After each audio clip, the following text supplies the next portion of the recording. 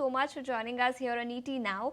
I was going through your report and you've categorically said that although in the short term we could see some kind of temporary blip as far as exports of shrimp are concerned, but Indian shrimp industry is likely to bounce back much better in the longer term. We'll talk about longer term in just a bit, but before that, what kind of repercussions do you expect in the short term on the sector?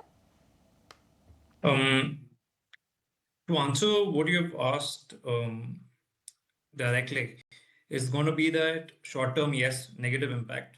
What has happened to the industry has already caused repercussions within the industry.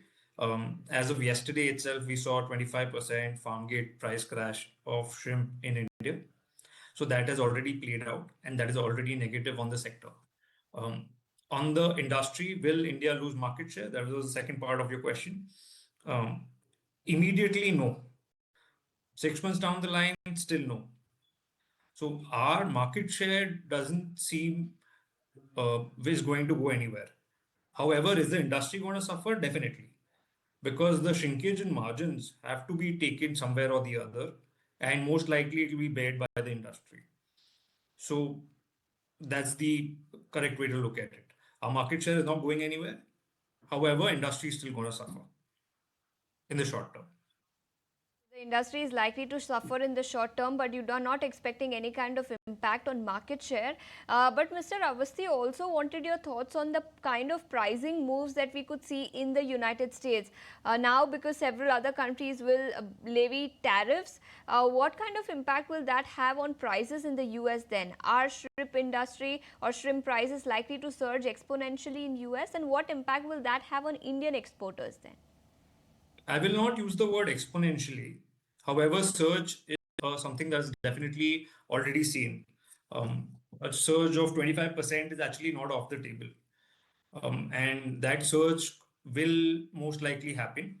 Will India benefit from that? The answer is no. The whole tariff situation makes things equally awful for the consumer and equally awful for the producer. Uncertainty is something which causes the biggest mess in the whole trade scenario. And that is going to be borne by the consumer and the producer, both of them. Okay, so that's as far as pricing is concerned. But since you're telling us that you expect the industry to bounce back even stronger in the medium term, if you can tell us which will those factors be, which will perhaps aid the industry going forward? Number one, like we pointed out, the market share is not going anywhere. Number two is, of course, this sector right now requires a lot of focus and investments from the government. When I say investments and focus, I do not mean monetary investments and focus. What I mean is their time and their negotiation skills with the counterparties. When I say that, let me get into more specifics. US, of course, we know what has happened. The other markets that India is currently trading in, apart from US, is China, a very big market. European Union, which would be the third largest market, within which, of course, we have to get our act right. We are paying tariffs, which is okay in one way. However, there are a lot of new regulations that EU has passed. As of September 26, India would have to be, as a country, qualified to be an animal protein exporter there. As of now, the way things stand, we are still not on that list. We better get on that list before things go bad. Now that is of course going to be take a regulatory effort, which is out of the hand of individual companies. Then the next importer would be Japan. We're doing well there. After Japan comes South Korea. South Korea, we're paying 15% tariffs. There is no need for our goods to pay 15% tariff. The only reason we are continuing with that tariff is because of the FTA negotiations going on with the country.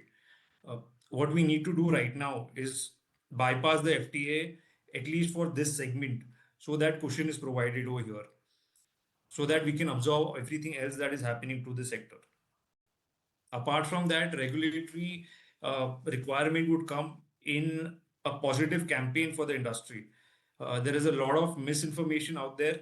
Ecuador, our major competitor, you could pose it on them, you could pose it on other factors, but there is actually active campaign to disincentivize and spoil the name of Indian shrimp in the market, and that is visible. You have Google, everybody else has Google.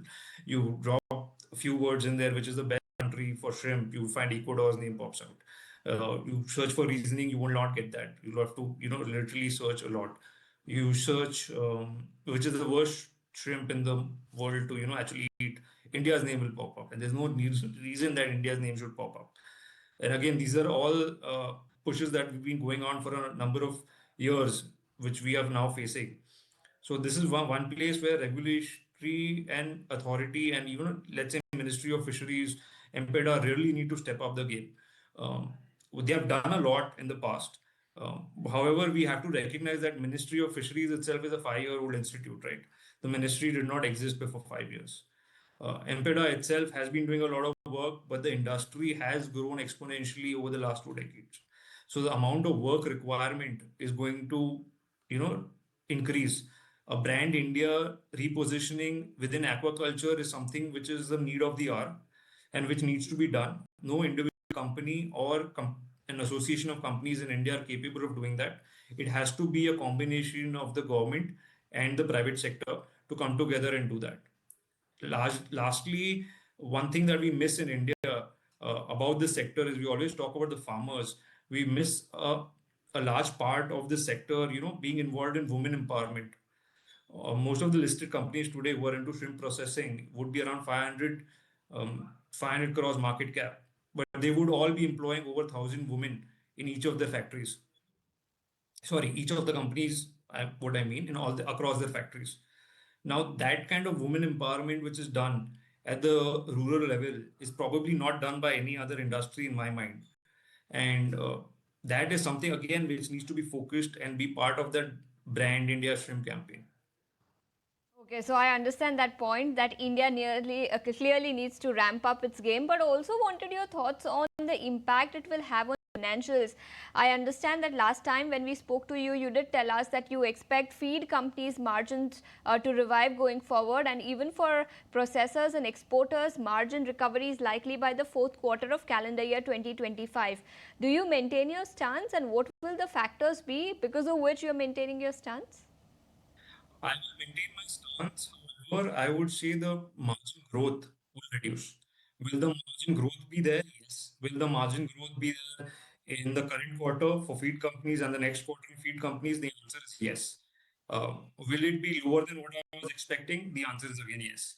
Will the shrimp processing companies get their margins back by the Q4? Answer is yes. Will it be lower than what was expected earlier? The answer is again yes. Strong revival for all of these companies. Mr. Awasthi, thank you so much for taking your time out and joining us here today